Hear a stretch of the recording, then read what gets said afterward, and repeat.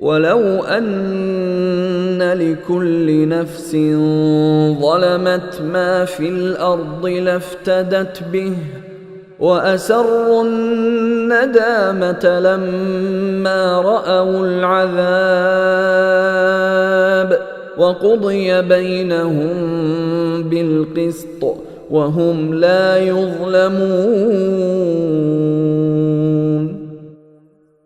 اور جس شخص نے ظلم کا ارتکاب کیا ہے، اگر اس کے پاس روئے زمین کی ساری دولت بھی ہوگی تو وہ اپنی جان چھڑانے کے لیے اس کی پیشکش کر دے گا، اور جب وہ عذاب کو آنکھوں سے دیکھ لیں گے تو اپنی شرمندگی کو چھپانا چاہیں گے، اور ان کا فیصلہ انصاف کے ساتھ ہوگا اور ان پر ظلم نہیں ہوگا۔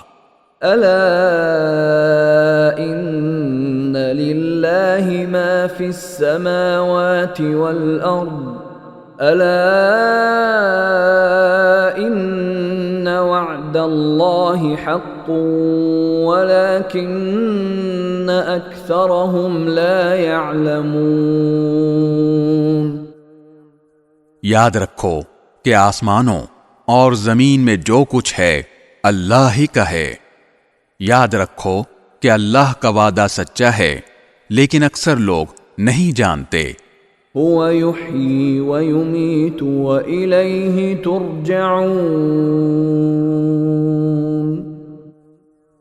وہی زندہ کرتا ہے اور وہی موت دیتا ہے، اور اسی کے پاس تم سب کو لوٹایا جائے گا۔